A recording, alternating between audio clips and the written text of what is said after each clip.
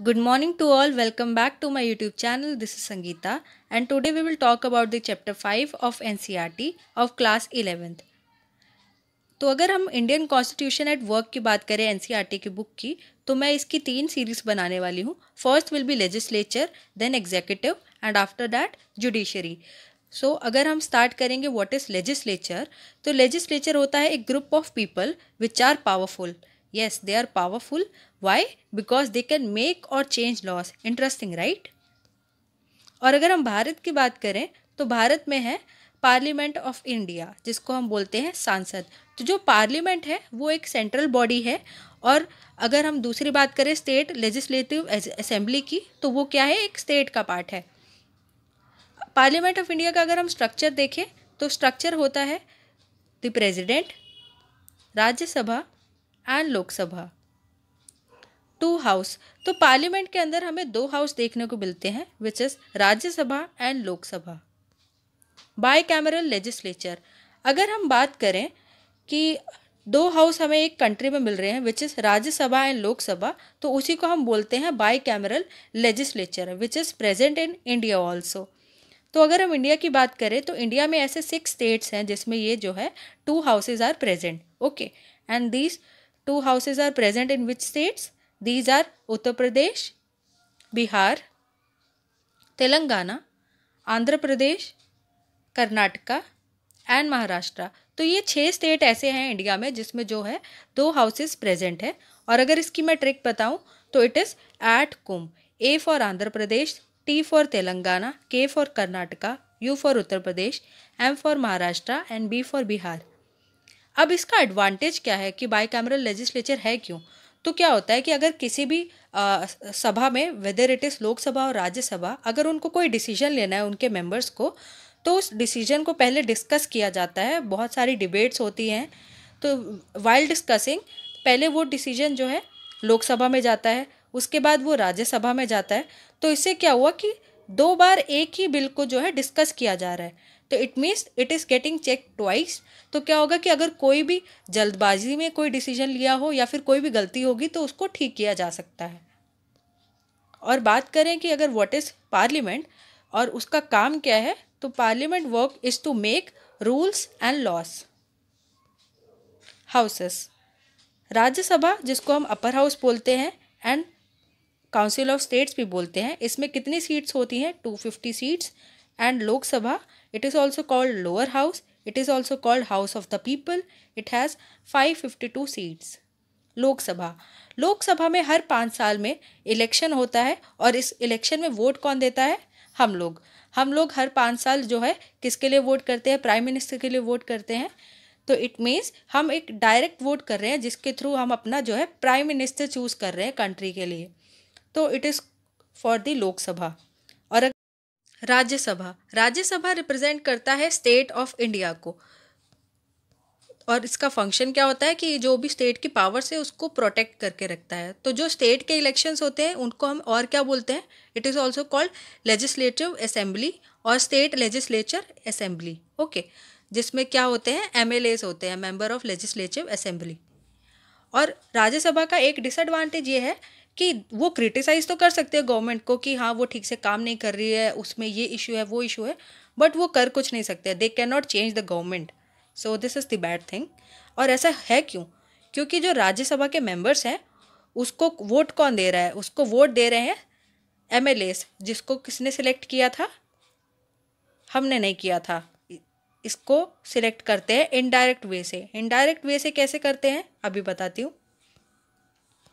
जो भी एक स्टेट होगा उसके जो मेंबर्स होते हैं, जैसे कि इमेज में देख रहे हो आप, ढेर सारे लोग हैं एक स्टेट के, वो मिलकर वोट करेंगे. और जब वो वोट करेंगे तो उससे क्या है कि हर एक स्टेट में एक जो है विधानसभा बनी है. जैसे फॉर लखनऊ, महाराष्ट्र, कर्नाटका, ऐसे ही हर स्टेट में अलग अलग स्टेट असेंबली है.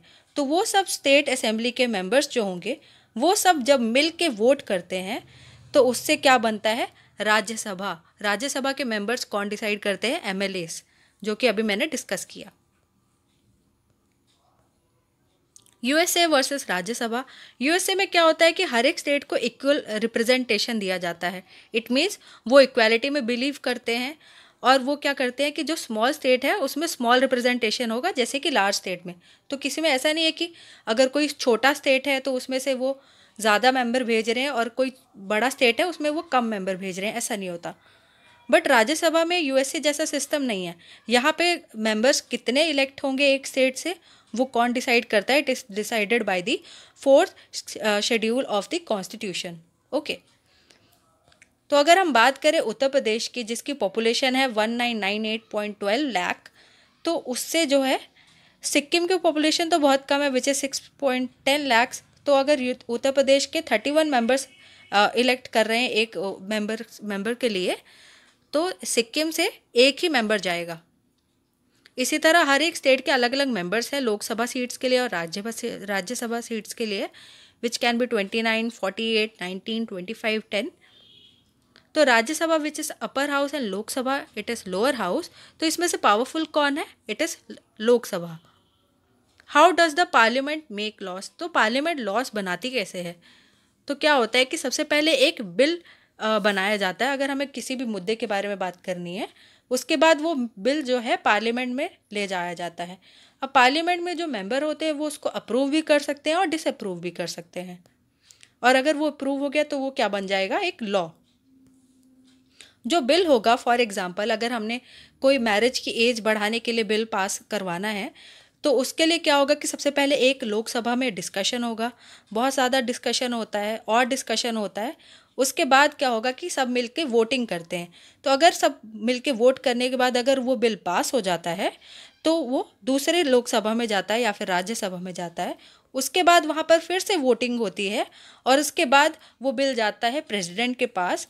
फिर प्रेसिडेंट उस बिल को या तो एक्सेप्ट करेगा और अगर उन्होंने एक्सेप्ट कर लिया तो वो क्या बन जाता है? लॉ, जिसको पूरी कंट्री को मानना पड़ता है।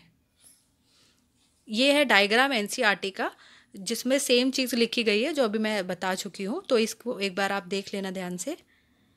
और अगर हम बात करें मनी बिल की तो उसको कौन ला सकता है? सिर्फ लोकसभा।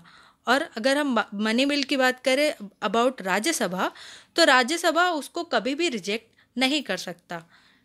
तो ये बहुत ही डिसएडवांटेज है राज्यसभा के पास कि वो मनी बिल को कभी रिजेक्ट नहीं कर सकता, वो सिर्फ उसको डिले कर सकता है। और उसके लिए भी कितने दिन चाहिए? 14 डेज़। और उन 40 डेज में वो रिजेक्ट तो नहीं कर सकते but they can give suggestion कि हाँ इसमें ये चेंजेस करना चाहिए और ये चीज़ सही नहीं है। उसके बाद what does the parliament do, या फिर फंक्शंस क्या है पार्लियामेंट के? तो अगर हम फर्स्ट फंक्शन देखें तो it is the representation. What does representation stands for? कि अगर कोई भी डिफरेंट व्यूज़ है तो उसको कंसीडर किया जाता है। अगर वो डिफरेंट रीजन के लोग हैं एक मेंबर में हैं या फिर डिफरेंट रिलीजन के लोग हैं तो उनके जो डिफरेंट व्यूज़ होंगे उन सबको कंसीडर किया जाता है, रिप्रेजेंट किया जाता है वहाँ पर वाइल डिस्कसिंग द बिल। उसके बाद आता है डिबेटिंग फंक्शन। इसमें क्या होता है कि जो मेंबर्स हैं they are free to speak on any matter. तो ये डिबेट का एक फंक्शन दिया जाता है पार्लियामेंट में। उसके बाद आता है इलेक्टोरल फंक्शन। इलेक्टोरल फंक्शन में क्या होता है कि वोटिंग होती है उनके मेंबर्स के through for the president as well as the जज, या फिर सुप्रीम कोर्ट के जज होंगे या फिर हाई कोर्ट के जजेस होंगे।